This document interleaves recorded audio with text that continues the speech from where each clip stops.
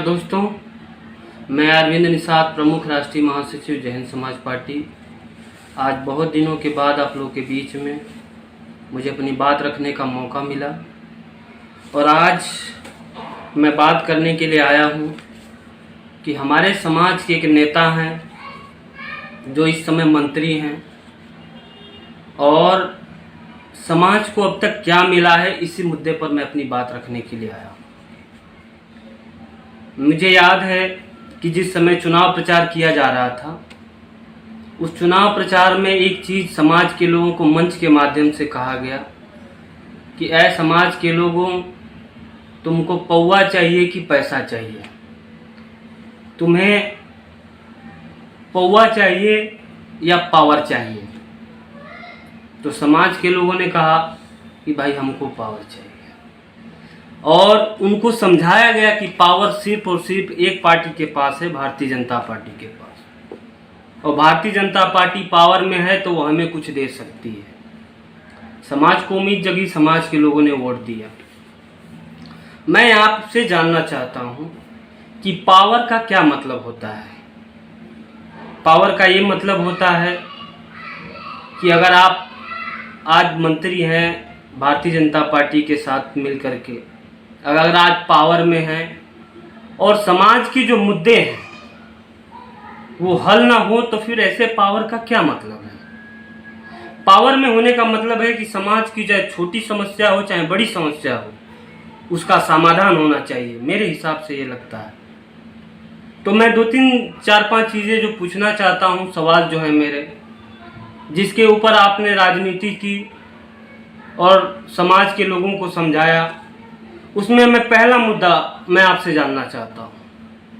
अभी आपको मंत्री बने 100 दिन से ऊपर हो गया है और 100 दिन के अंदर समाज के जो मुद्दे हैं उसके ऊपर आपने क्या काम किया है?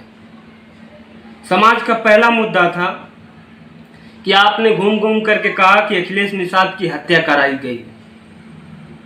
तो मैं आपसे जानना चाहता हूँ, इस समय आप पावर में हैं, तो क्या अखिलेश निषाद जो मारा गया, आपने उसकी सीबीआई जांच की मांग की? नहीं की। क्यों नहीं की? ये सवाल का जवाब मैं चाहता हूं कि आप दें। आप सदन में समाज के लोगों को कहते हैं कि अब हम सदन में जाकर के आपकी आवाज़ को उठाएंगे, तो जो अखिलेश निषाद आरक्षण के लिए मरा, उसका नाम आपने सदन में कितनी बार लिया? पहला सवाल मेरा। और क्या उसकी सीबीआई जांच होनी चाहिए कि नहीं होनी चाहिए? दूसरा सवाल आपसे मैं पूछना चाहता हूं कि आरक्षण को लेकर के आपने पूरे प्रदेश में आंदोलन किया, हजारों लोग जेल में गए, कुछ लोग जेल में मर भी गए। सरकार जब से बनी है 100 दिन हो गया, आरक्षण के मुद्दे को आपने कितनी बार उठाया है? तीसरा सवाल मैं आपसे पूछना चाहता हूं कि हमारे समाज की मान सम्मान स्वाभिमान फूलन देवी, उनकी मूर्ति भारतीय जनता पार्टी के लोगों ने नहीं लगने दी और उनकी मूर्ति आज भी थाने पर रखी है, कहीं बगल में ले जा करके फेंकी हुई है। क्या आप बताओ, ये समाज का अपमान नहीं है? उन मूर्तियों के लिए आपने क्या व्यवस्था किया? चौथा सवाल मेरा यह है कि अपने निषाद समाज के महाराजा गुहराज निषाद जी, आजमगढ़ में उनका एक मंदिर बन रहा है और वहां पर लोगों ने व्यवस्था करके वहां का मंदिर निर्माण शुरू करवाया और भारतीय जनता पार्टी की पुलिस ने जाकर के उसको रोक दिया। आज भी वो मंदिर वैसे ही टूटा फूटा पड़ा हुआ है। मैं आपसे सवाल पूछना चाहता हूं कि आप पावर में हैं, सत्ता में हैं, तो उस मंदिर के लिए आपने क्या किया? वो मंदिर कब बनेगा? छठा सवाल मेरा ये है कि मछुआ आवास निषाद समाज का पहले की सरकारें 3,05,000 देती थी और भारतीय जनता पार्टी उसे 1,20,000 देती है। आप पावर में हैं, सत्ता में हैं, तो क्या यह मछुआ आवास 1,20,000 से बढ़ गया कि उतना ही है? इसका सवाल का जवाब आप हमको दीजिए। सातवां सवाल मेरा यह है कि फूलन देवी जी की हत्यारे को छुड़ाने का काम भारतीय जनता पार्टी ने किया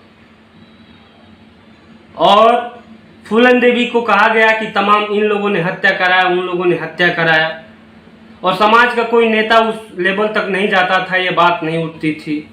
तो मैं आपसे पूछना चाहता हूँ कि क्या आप सदन में फूलन देवी जी की सीबीआई जांच की मांग करेंगे? 8वां सवाल ये है कि जो समाज के मुकदमे हैं आरक्षण को लेकर के, हजारों लोगों के ऊपर मुकदमा हुआ है और हजारों लोग आज जेल में हैं और बहुत सारे लोग के ऊपर मुकदमा चल रहा है, बहुत सारे लोग जेल में मर गए और बहुत सारे लोग अपनी ज़मीन को बेच करके उनका मुआवजा दे रहे हैं। मैं आपसे पूछना चाहता हूं, 100 दिन आप मंत्री बने हो गया आपको, क्या उनका मुकदमा वापस हो गया? उनका मुकदमा तो आप छोड़ दीजिए, आपके ऊपर 302 का मुकदमा हुआ है, क्या आपने उसको वापस करा लिया अगर आप निर्दोष थे तो? ये जो सवाल है, ये सवाल को बुलंद करने के लिए हम लोगों ने 25 जुलाई को एक कार्यक्रम रखा है लखनऊ में, रविंद्रालय हॉल में। हम लोगों ने पूरे प्रदेश के समाज के लोगों को बुलाने का काम किया है कि ये जो सवाल है, आप कहते हो कि हम सत्ता में हैं, पावर में हैं, इन मुद्दों पर आपने कोई काम नहीं किया। और मैं समाज के लोगों से कहना चाहता हूं कि कोई भी दल, पार्टी या नेता किसी के साथ अगर हम खड़े होते हैं, अगर वो सत्ता में जाता है और हमारी मांगों को पूरा नहीं करता है, तो हमारे देश के संविधान में एक व्यवस्था है कि जो लोग सदन में जाकर के चुप हो जाते हैं, उनको जगाने के लिए, जो सदन में जाकर के सो जाते हैं, गूंगे हो जाते हैं, उनको जगाने के लिए सड़क पर अपनी आवाज़ को बुलंद करना पड़ता है, तब जाकर के वो हमारी बात को सुनते हैं। तो मैं समाज के लोगों से कहना चाहता हूँ कि हमारे जो मुद्दे हैं, ये जब तक इन मुद्दों के लिए हम लड़ेंगे नहीं और जब तक इस निषाद समाज के लिए एक नई राजनीति की शुरुआत नहीं करेंगे, तब तक हमारे इन मुद्दों को कोई सॉल्व करने वाला नहीं है। दूसरा, मैं नेताजी, मंत्री जी की बात करना चाहता हूँ। तो मंत्री जी कहते थे कि हम पूरे प्रदेश में निषाद राज लाएंगे। समाज के लोग थोड़ा समझने में चूक गए, ये निषाद राज नहीं, परिवार राज लाना चाहते थे और इनका परिवार राज आ गया है। इनका एक बेटा बीजेपी से सांसद है, दूसरा बेटा बीजेपी से विधायक बन गया है, तीसरे बेटे के लिए ये टिकट मांग रहे हैं और खुद एमएलसी बन गए हैं। अब ये सारे लोग जीत करके सेट हो जाएंगे, उसके बाद इनकी सारी बहुओं का नंबर आ जाएगा, उसके बाद नात रिश्तेदार का नंबर आ जाएगा। तो समाज में जो पूरी निष्ठा से अपने घर परिवार को छोड़ करके राजनीति करने वाले बच्चे हैं, वो कहाँ जाएंगे?